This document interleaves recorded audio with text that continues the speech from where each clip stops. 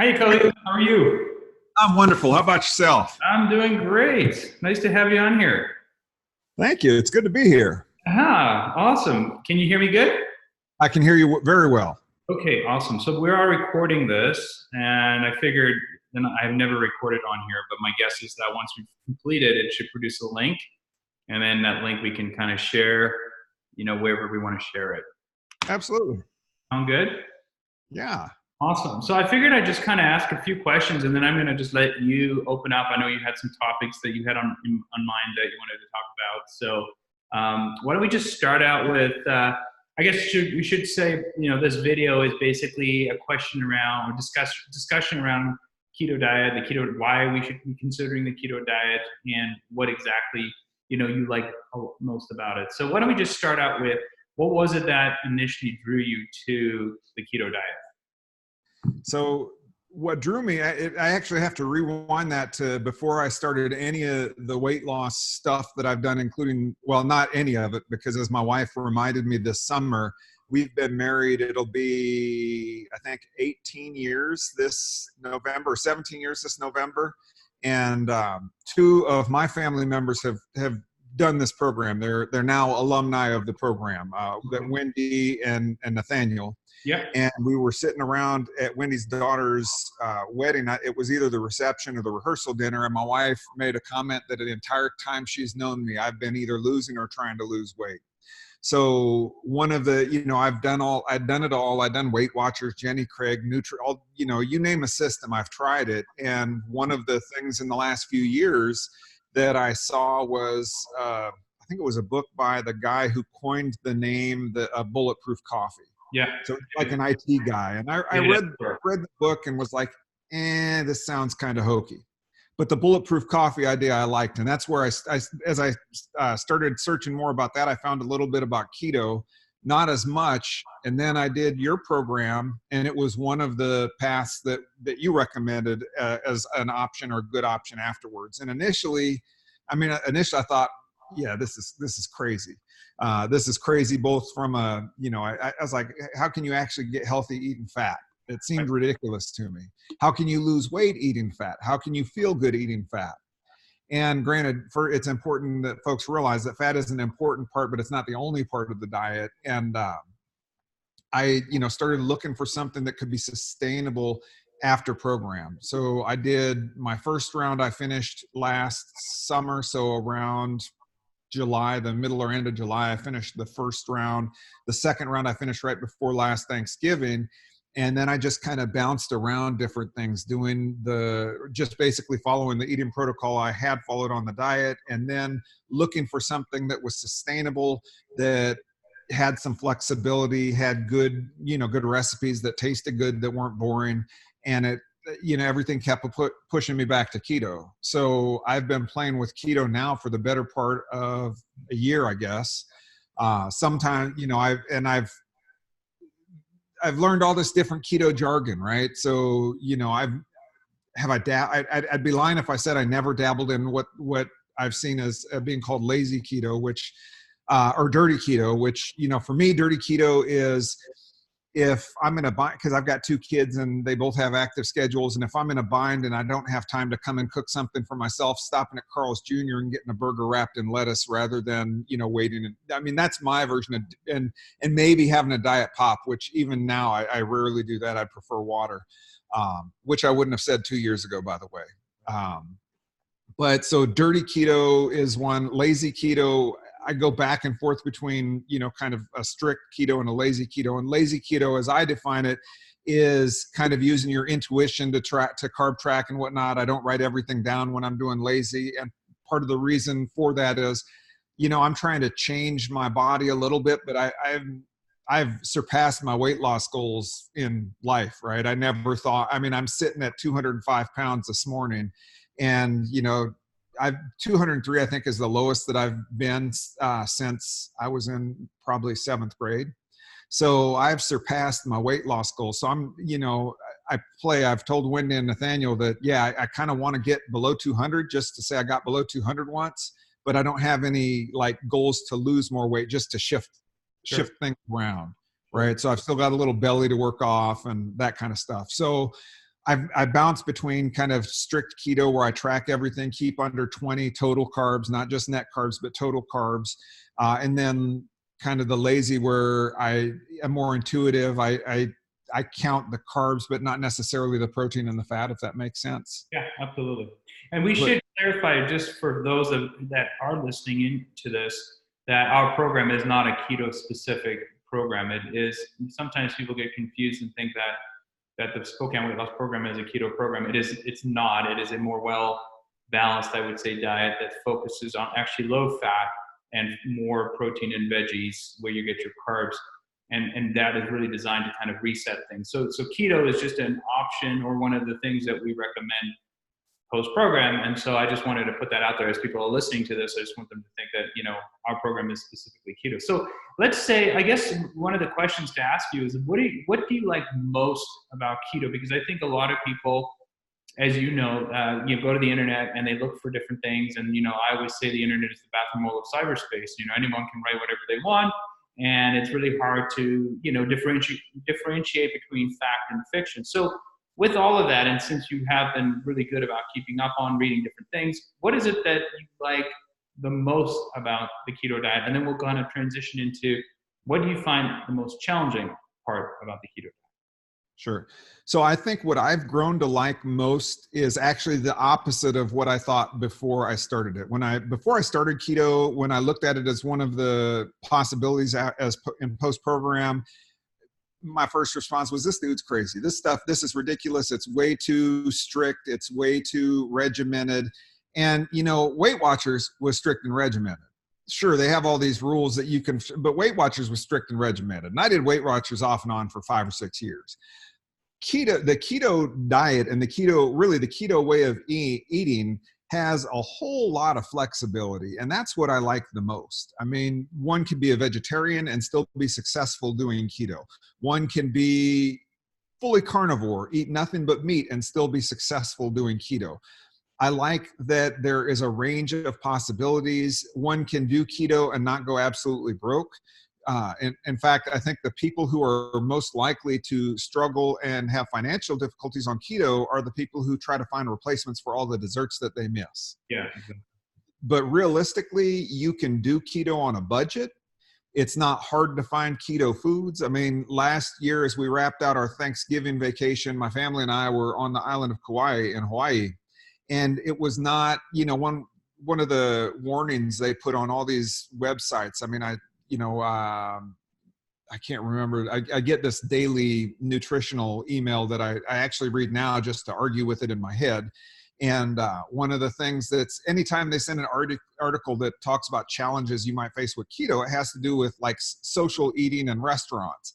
And I've not found it hard to have restaurants accommodate me, nor have I found it hard to find keto appropriate foods in grocery stores or even fast food stores if I really need to. Right. So I was afraid that it would not be very adaptable, but I found it to be highly adaptable to almost any environment. So that's probably my favorite thing about keto as a way of eating. And really the challenge is all mindset, I think. It's getting past this idea that had drilled into us through the standard American diet for years and years and years, that everything has to be low carb, and that, calorie in, calorie out is the way that things have to be done. And it's the best way to do things. Now, do calories still matter? Calories matter, but they matter differently from a keto way of eating than they do in the standard American diet. But the mindset is probably the hardest thing to get past with keto. And we've seen it a few times, both in the Spokane Weight Loss board and in the keto board, where folks come in and like, do I really need to eat all this fat? I'm afraid of eating the fat. And I totally get that.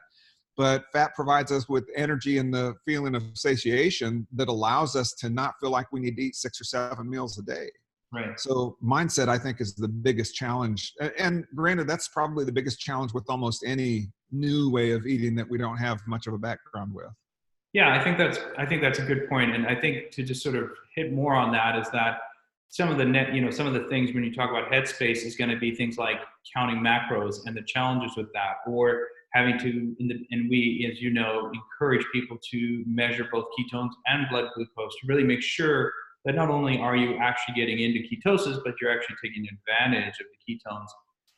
And then thirdly, like you say, I think people, especially here in America, we tend to be wanting to have the quick fix. You know, we're rushing out with the kids, and you know, we're stuck in a place that we can't necessarily get the food that meets the requirements of the diet. And so, you know, these are the arguments I think people will talk themselves out of trying this type of diet. But like you just shared, you know, it isn't that hard if you make it aware to your server or wherever you're at and say, hey, I'm on a very specific type of diet. I have a doctor prescribed diet, however you want to articulate that, that you can find a way. Right. Yeah, it is not very difficult at all. And then once once you're in it for a while and you've been in ketosis or whatnot, I mean, I keep my carbs pretty low most of the time. And then every so often, a good example is, there's a phrase that a guy that I know used called being party ready.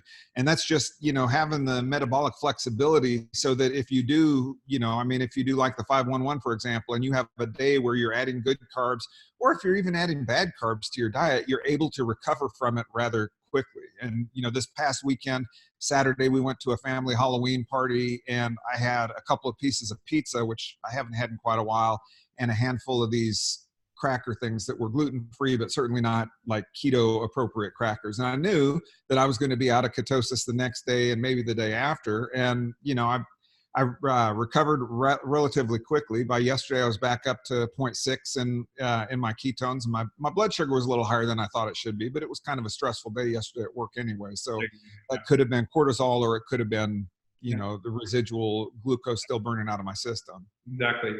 Yeah, and I think that's good that you brought that up, because I think one of the misnomers with ketosis is that, you want to continue indefinitely every single day being in ketosis. In fact, we advise against that. And one of the ways that we kind of build this protocol is to follow this 5-1-1 rule, which you mentioned, which is in a 7-day week.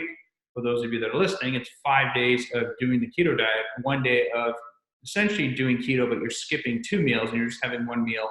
And then, so you're fasting essentially. And then 1 day where you want to carb load. And, like you said, it could be, we like healthier carbs, but it doesn't matter if you go and have pizza or beer, or you go to a party, and, that's what we want. We want that diet variation within a 7-day cycle. Now, we also talk and teach about doing 3 or 4 months of ketosis and then kind of taking a break and coming back to that. Have you experimented, tried that, or have you just basically been doing this keto 5-1-1 thing ever since you started a year ago? Well, so I have done, not as intentional though, where like my intention wasn't coming out of ketosis. It was that, I'll give you a prime example, is this August we had family in. So first, Nathaniel and his family came over to visit. And so we had a week of, while they were over. Following that, my folks came over for the better part of a week. And then for the last weekend in August, my sister and brother-in-law were in. So for, I'd say, at least half, if not more, the month of August, I was just kind of, like in my mind, for how I eat now, I was in like hog heaven. I was pigging out. I was eating stuff I wouldn't normally eat. Some of it was healthy, some of it wasn't, but I certainly wasn't paying attention to, the amount of carbs that I intake, for example.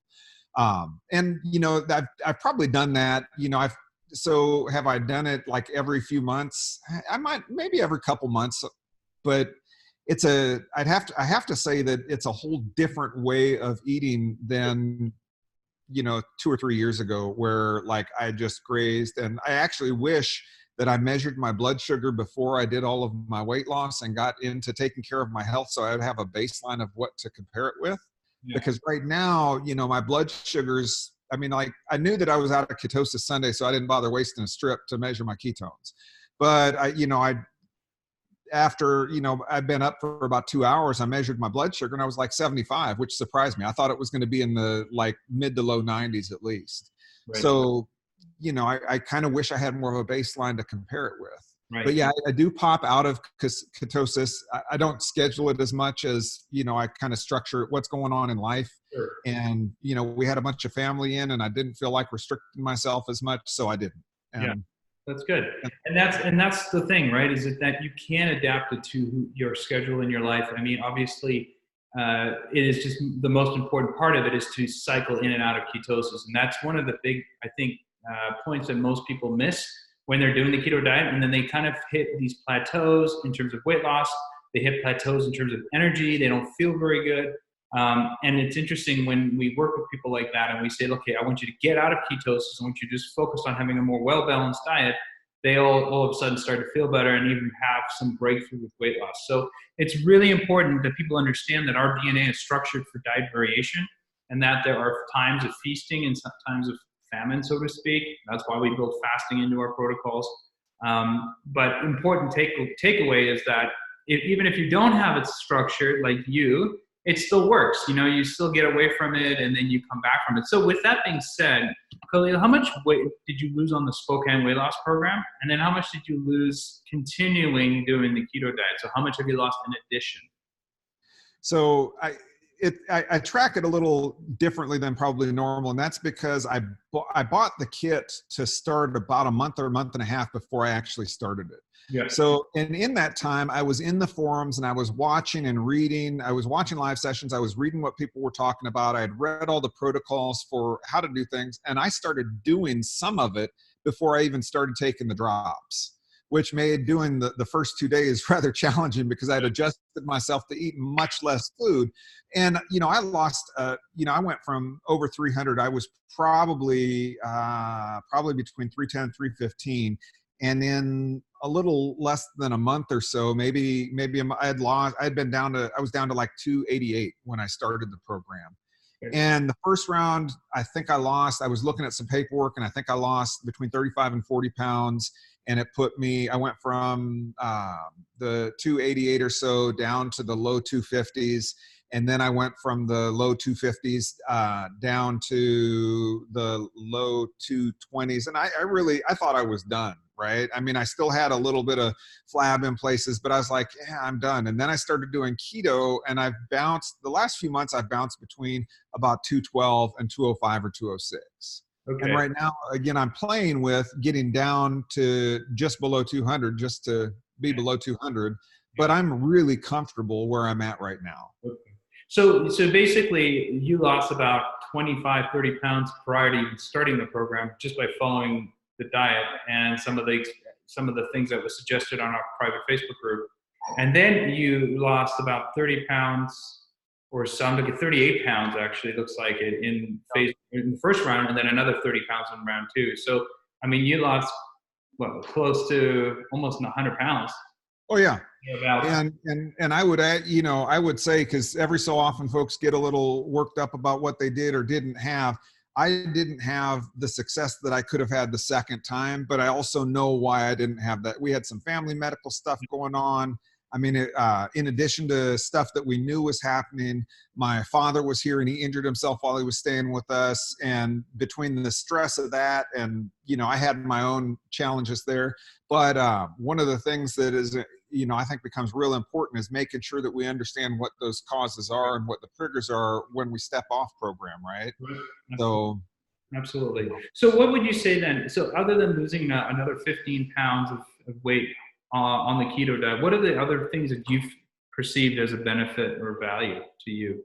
So some of it are the generic things you can see on almost any web search. I mean, the mental clarity is significant. The physical energy, I mean, I've never been one to like shy away from doing exercise and physical stuff, but structured exercise has never been my thing. And I really, growing up, and, you know, I thought running is stupid. Why would anybody actually go out and do that? And now I get up, and just because of time constraints, I'm down to about 2 miles a day. But, you know, over the summer, I go out and run 3 to 5 miles a day. And it wasn't, you know, I thought it was going to suck when I started doing it. And I won't say that I actually enjoy running, but what I do enjoy is how I feel after I run, if that makes sense. And the energy that I get to run, I attribute largely to the keto way of eating. I am more, when I'm in ketosis and know I'm in ketosis by, you know, measuring usually in the blood,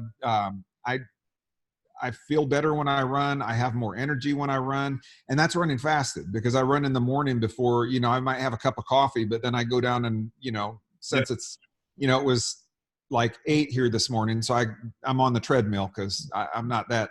Yeah, it's a little chilly right now. Yeah, 8 was a little too cold for me to go outside and run.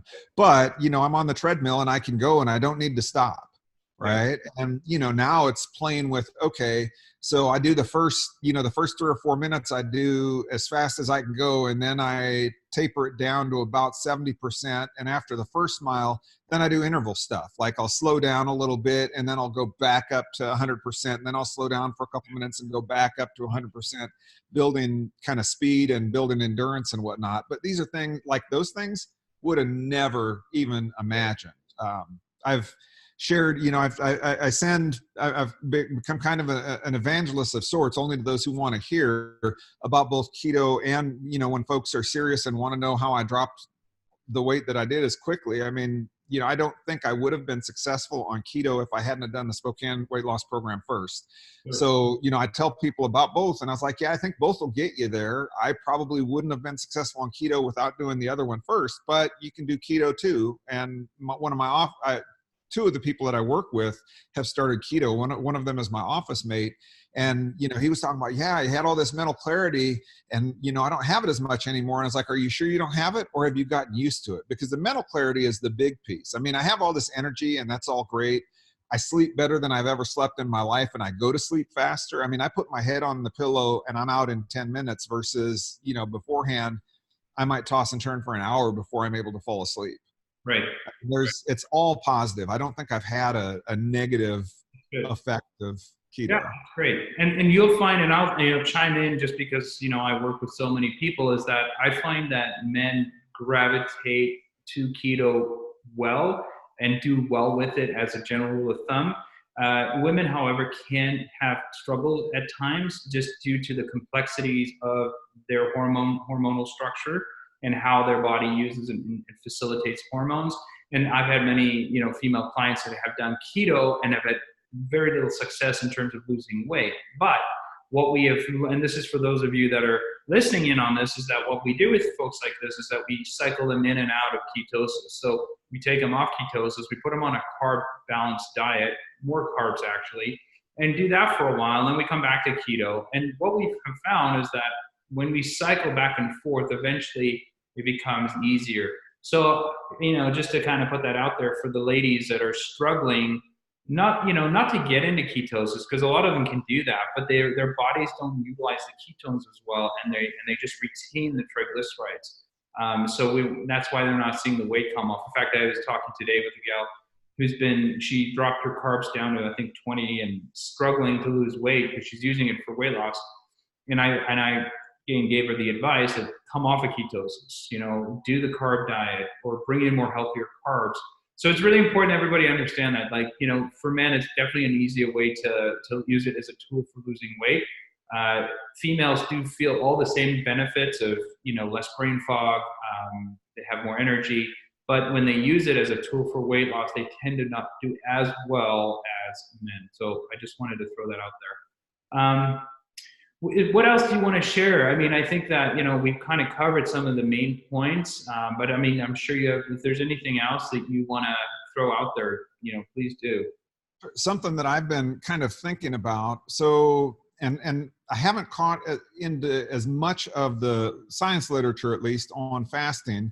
I've read a lot about fasting, but not as much of the empirical literature. So one of the things that I've been curious about, there's all these various discourses on what constitutes a fast and what doesn't, right? And very obviously abstaining from food and things that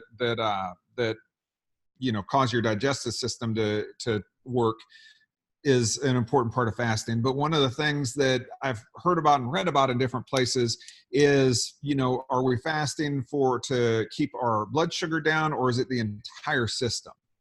So, for example, I don't trigger off of MCT oil, monk fruit, and cream. I can have all 3 of them in my coffee, and I can take my blood sugar and it'll be 75, and 30 minutes later it'll be 75, and 90 minutes later it'll be, it might be down to 69. Yep. So it doesn't trigger insulin spike for me. But are there other, is it just the insulin, or is it the whole system that we're concerned with when we're trying not to, or when we're fasting, for example? Yeah, so what happens is, I mean, and the foremost expert on fasting, if anyone wants to really learn about the empirical data and the science and the research behind it, is Dr. Jason Fung. And he is somebody, he's a Canadian cardiologist who, it's an interesting story. And I met him last year, phenomenal guy, super knowledgeable, has a ton of videos on YouTube. So I would encourage everyone who wants to really, is a nephrologist actually, not a cardiologist. But if you want to learn more about the science of it, I would follow him. But as it pertains to like just the basic understanding of what's the point of or the purpose of fasting, number one, absolutely, we want to control insulin spikes as well as glucose spikes, but primarily insulin spikes, because what we want to do is we have energy that is directed in two ways, either healing or digesting. So if you're consuming food, your energy immediately is directed to breaking down whatever those macros are to usable energy. So it takes away from areas where healing can occur. One of that part of the healing process is the release of stem cells. And when you're in a state of fasting, and we know from research that after 3 days of water fasting, the body is now in a stage called autophagy, where it literally goes up and it cleans up all these dead and unhealthy and unwanted cells. Day one, even of a water fast, you see a tremendous spike in growth hormone. That's one thing that people always are concerned about. Oh, I'm going to fast. I'm not going to eat food. Is it safe? Am I going to lose muscle mass? And that's what's so great about the human body, is that intuitively it spikes growth hormone on day one to prevent that from even happening. And then it goes into this process in, basically 72 hours where the body says, oh, look at all these unwanted, unhealthy cells. And it literally targets them. And it leaves all those unhealthy cells, or it leaves the healthy cells alone. And then after that, so day 4 on a fast, we see a 200% increase in stem cell production. So why do we need stem cells? Stem cells are the precursors to all the cells in the body, and they basically are what blossom into healthy cells. So, why do we want to fast? What's the point of fasting? What's the physiology? Well, again, it's to redirect energy to healing the body. That's what it boils down to. If we're always eating all the time, our bodies just cannot process and heal. All they can do is digest food. And that's why I think when you look at people who, eat 4 or 5, I mean, what most people don't realize is that snacking is eating. So, you grab a handful of nuts, or you grab some candy, at work, or you have that donut with your coffee at the middle of the day, or, whatever it is, a piece of fruit, you are breaking the fast. So many times, people have those dips, which you probably don't experience now that you're on the keto diet, but people have those ups and downs, right? Come lunch, that post-lunch time, there's this dip. Most of our clients don't experience that. So anyway, that's a long response to the whole point of why do we want you fasting, not only on our program, but even post-program. But I would encourage those of you that are listening to this, if you really want to study up on this, Jason Fung is your man. He is by far the most humble, down-to-earth, and very science-based individual when it comes to that. So, well, and that's where I think I'm trying to think.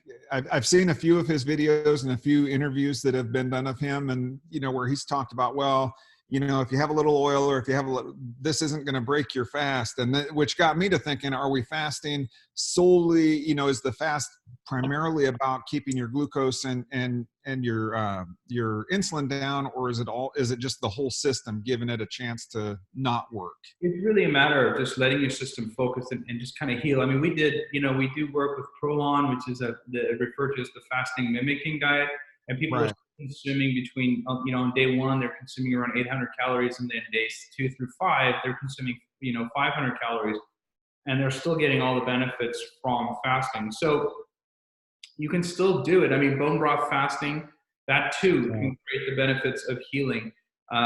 Water fasting is really great. I have recently done dry fasting, where I did 4 days of nothing. And honestly, I was a little bit skittish about it, and I don't advise folks that have never fasted before to do it, but I actually had more energy. I felt the best I've ever felt on a fast doing dry fasting.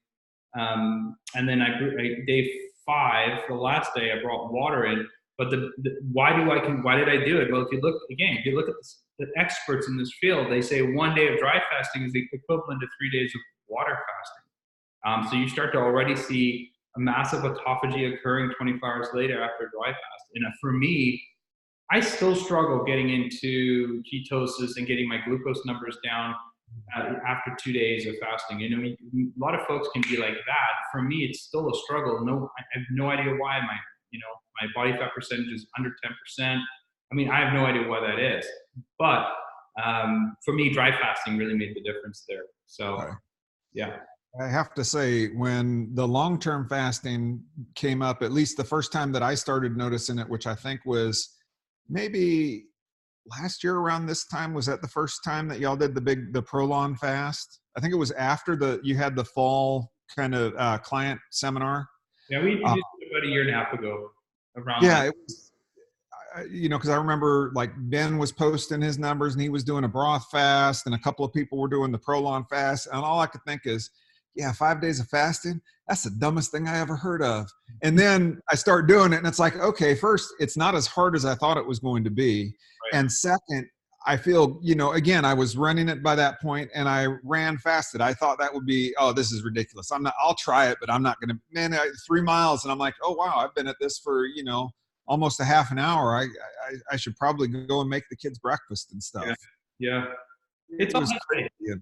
It's headspace, and I think that's what it comes down to. I think many times we talk ourselves into these common myths about why we shouldn't or can't do these things. But then when you challenge yourself, like you have, look at where you're at today, and you think of it very differently, and now you're running. And again, guys, folks that are listening, running is optional. We don't say, you have to run, but that's one of my forms of exercise. My partner, she's a triathlete. I switched to ketosis. She did a half Ironman, fasted, didn't eat anything. Wow. Yeah. So talk about crazy, right? I mean, I don't advise that either, but the body is an amazing thing when you kind of step out of your world of thinking about I have to eat 6 meals a day and they all have to be high in carbs and I have to eat, all this stuff. No, you don't. And so you're a perfect example of that. So I want to, before we kind of finish up, have you explored at all with using any exogenous ketones with your journey? I have actually.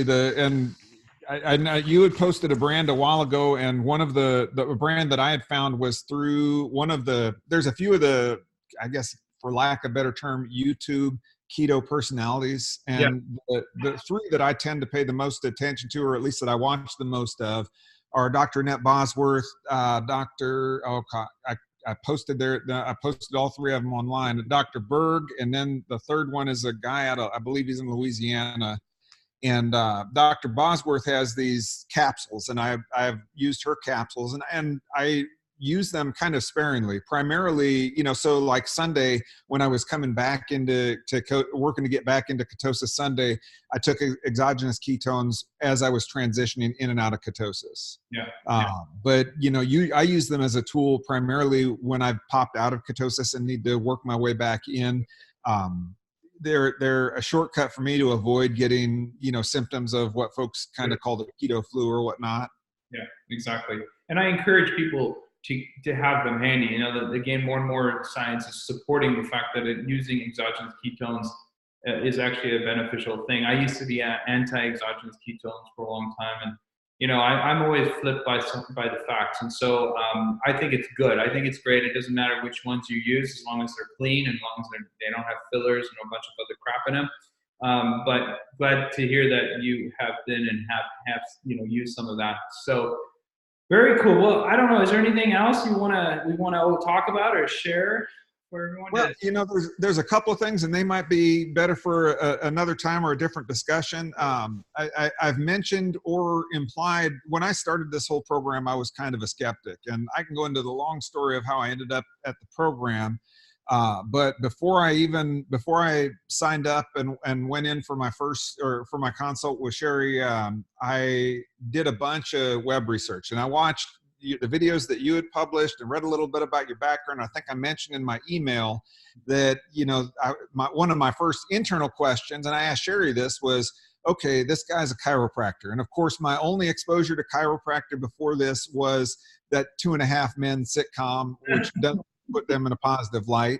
So, my first question to Sherry is like, okay, what's a back doctor doing doing weight loss stuff. And she directed me to other videos of yours that I hadn't seen, and also talked about this functional medicine thing.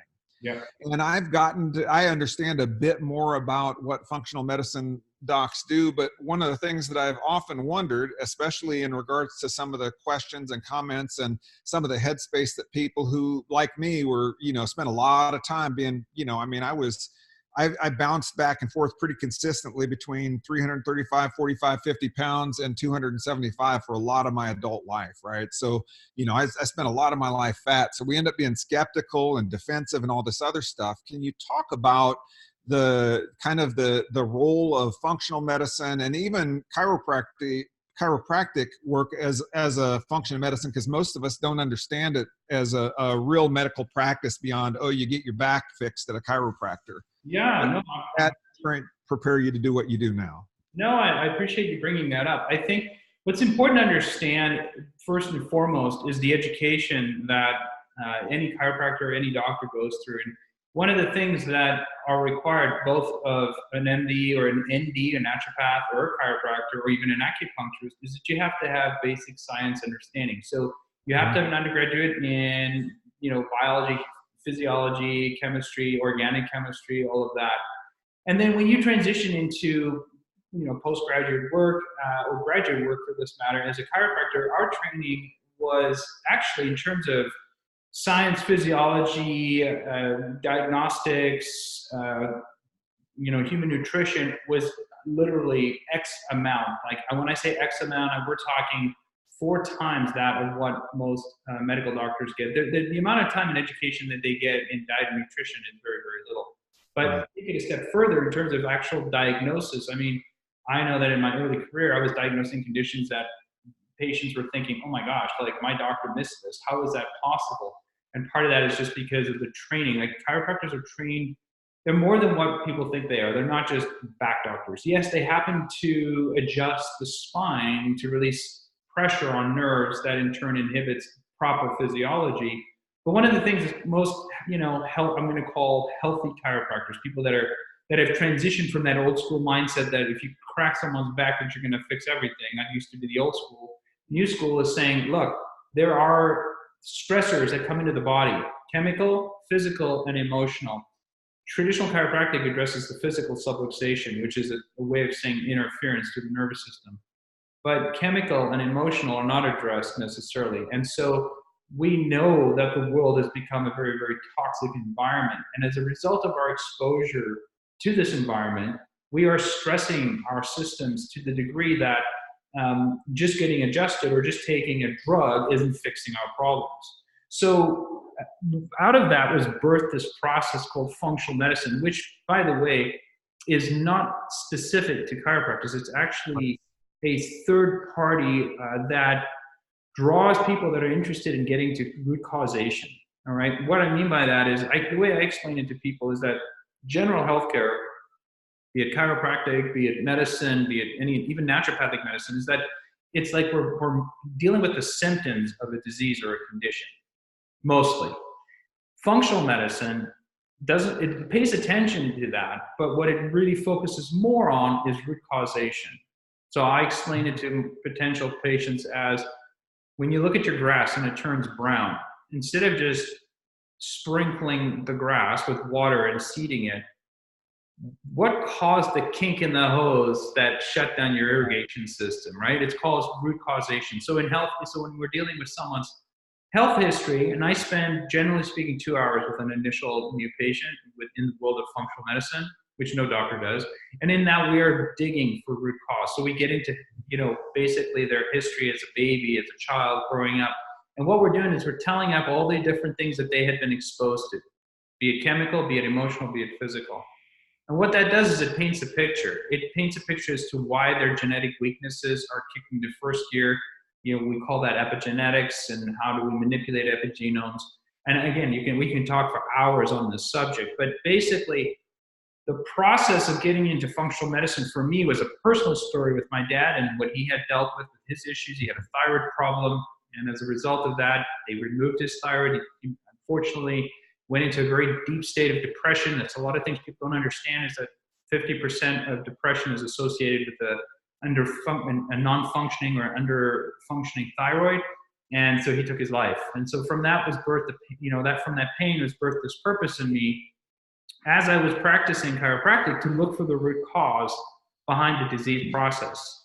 And so that's how I transitioned to functional medicine. And so, again, ultimately, one of the things that I've learned when working with patients, be it that they have a thyroid issue, be it a diabetic issue, be it any form of autoimmune condition, is that there's this low-hanging fruit that they all struggle with, and that's called weight loss resistance. And that's where Spokane Weight Loss was birthed. It was birthed out of that need to help people lose weight. And as we were able to get this out to the world and really make a difference, and you've experienced it not just with yourself, but with thousands of clients that have come through our program, is that there's this immediate trust, because now they're like, I've lost weight that I've never been able to lose, and I feel better, not just losing weight, but I actually feel better. And people are hungry. They're hungry for more. They want to learn more about what is it that really caused my body to shut down in the beginning. So I know that's a long answer to your question, but that's kind of why, I've transitioned from being, originally practicing as a chiro, then going into functional medicine, and why we now focus primarily on weight loss. Okay. Well, and it all makes sense to me, and it all kind of fits in, but it's one of the biggest challenges. A lot of us, there is this huge trust when you've done all these other programs and then this just works. Yeah. But then I think the ongoing challenges, and it was, you said in a live session one time about how folks really need to make the long-term changes, right?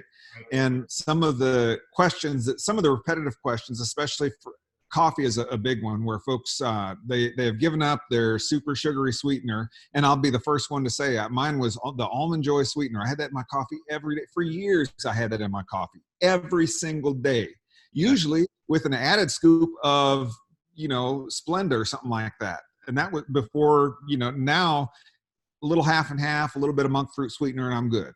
Yeah. But, folks, it's these things that it's very challenging to give up. And, it was hard for me to give up too, but I like feeling this way. But you had mentioned in one of your live sessions about, well, we'll happily take your money again if you gain all the weight back. We'd rather not, but we'll do that if we need to do that. Yeah. And, we know it works, but making the long-term commitment to make the changes, I think that's the biggest lesson that, that is learning that we've been hacked, that our bodies have been hacked by hyperpalatable food that, that turns into essentially an addiction for us that we don't realize we have. Right. And that's a whole nother hour-long discussion right there. But we've been tricked, and I say it, I don't mean that like it's somebody sitting underneath thinking, how can we screw these people? They're trying to make money like everybody else does. Right. So I don't think there was like an evil intention in it. I have a hard time buying into that much conspiracy, but we've been hacked, and now we've got to reclaim and rehack our own bodies. And we need to understand, and we need to ask questions like this so that, we can really kind of fully place our trust where trust is due. Absolutely. And, I think what I like to tell people around this whole subject is that, our food, when we look at it, cost per capita is the lowest in the world, meaning we pay less for our food than anywhere else in the world. But yet we have more disease, we have more issues than most countries, most developed countries in the world. And so one of the things that, what's so great about Spokane Weight Loss is that we teach you how to eat clean and how to eat healthy. And we continue to invest in our clients indefinitely post-program.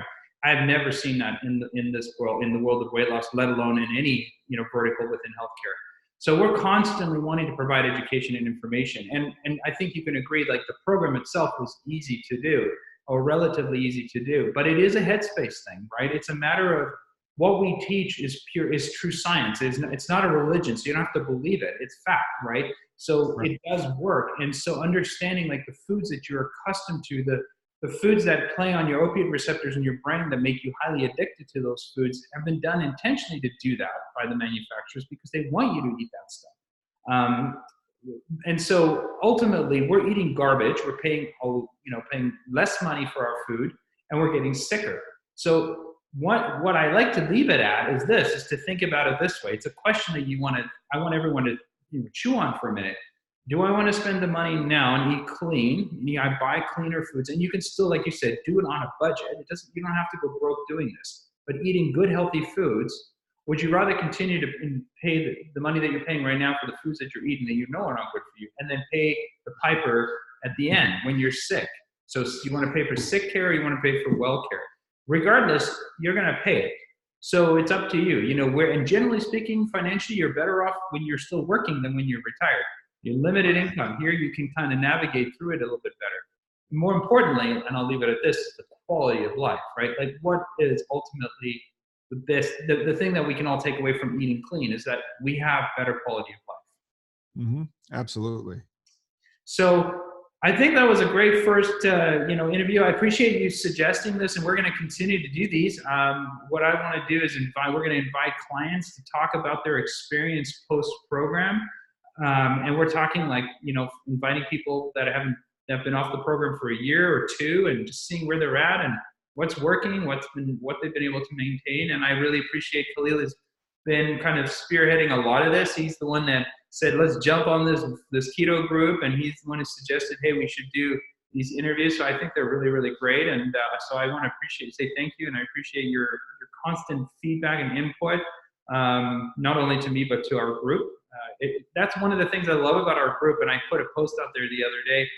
I really love this community. And I know someone said, hey, you guys are a cult, but you know what? I'll take this cult over anything else. If it's loving on people and supporting each other and enriching each other's lives with good stuff, hey, if you call that a cult, well, then sign me up. I'm happy to do that. So me too, any day.